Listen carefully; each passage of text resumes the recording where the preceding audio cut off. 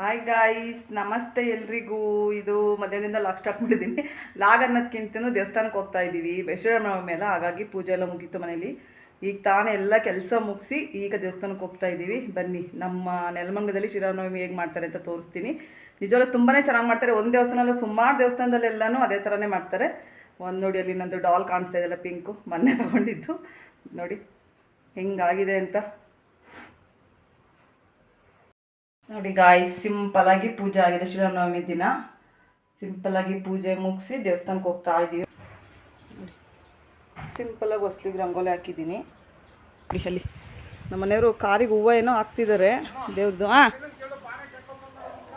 ಬಾನೆಟ್ಟ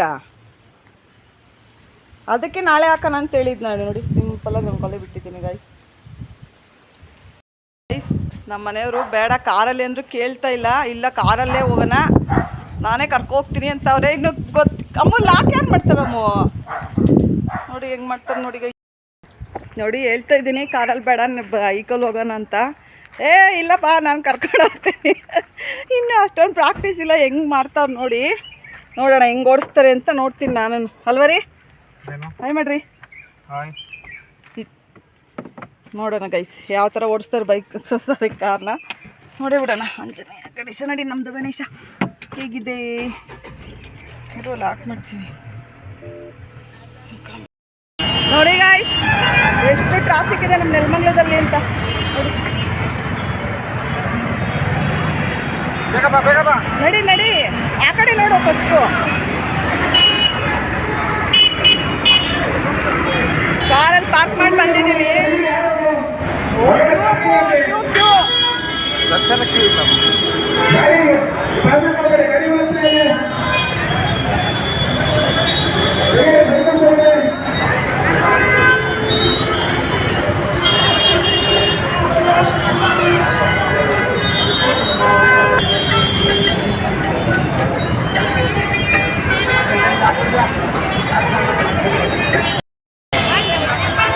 ಇಲ್ಲೇ ಬಿಡಿ,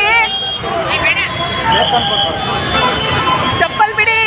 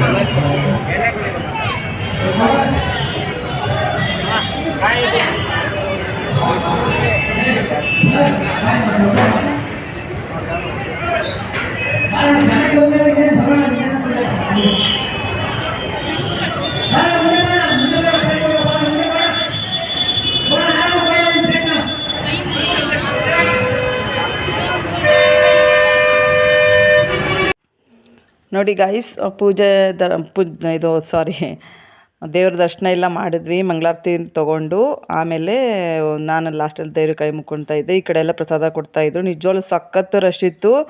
ಅಂದರೆ ಬೇಗನೆ ದರ್ಶನ ಆಯಿತು. ರಶ್ ಅಂದರೆ ದೇವ್ರ ದರ್ಶನಕ್ಕೇನು ರಶ್ ಇರಲಿಲ್ಲ. ಎಲ್ಲರೂ ದೇವ್ರ ದರ್ಶನ ಮಾಡಿಕೊಂಡು ಆಮೇಲೆ ಹೋಗಿ ಪ್ರಸಾದ ತೊಗೊತಾಯಿದ್ರು. ಪ್ರಸಾದ ಇಸ್ಕೊಳೋ ಹತ್ರ ಮಾತ್ರ ಸಿಕ್ಕಾಪಟ್ಟೆ ರಶ್ ಇತ್ತು. ಹಾಗಾಗಿ ನಾವು ಎಲ್ಲ ದೇವ್ರ ದರ್ಶನ ಮಾಡಿಕೊಂಡು ಬಂದ್ವಿ. ಈಗ ಹಂಗೆ ಒಂದು ರೌಂಡ್ ಹೋಗ್ತಾ ಇದ್ದೀವಿ, ನೋಡೋಣ ಹೆಂಗೆ ಓಡಿಸ್ತಾರೆ ಅಂತ.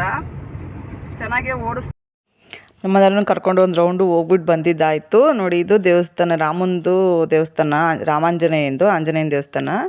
ರಾಮಾಂಜನೇಯ ಎರಡೂ ಇದೆ. ನಿಜವಲ್ಲೂ ತುಂಬಾ ಚೆನ್ನಾಗಿದೆ ದೇವರು. ನೋಡಿ, ಆಶೀರ್ವಾದ ಮಾಡಲಿ ದೇವರು ನಿಮಗೆ ಅಂತ ಕೇಳ್ಕೊತೀನಿ. ನೋಡಿ ಗಾಯ್ಸ್, ಕರ್ಬೂಜ ಹಣ್ಣಿನ ಜ್ಯೂಸ್ ಮಾಡಿದ್ದೀನಿ.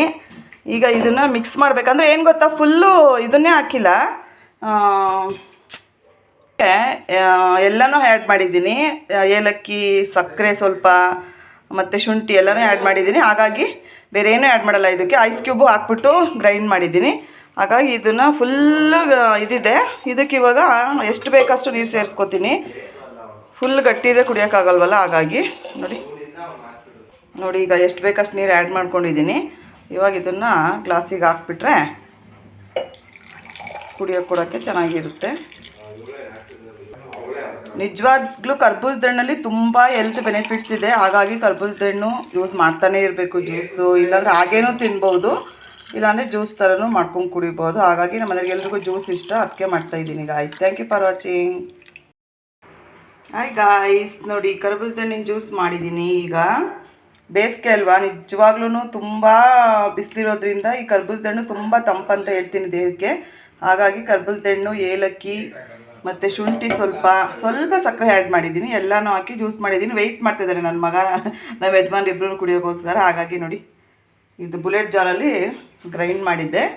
ಈಗ ಇದನ್ನು ಕೊಡ್ತೀನಿ. Thank you for watching.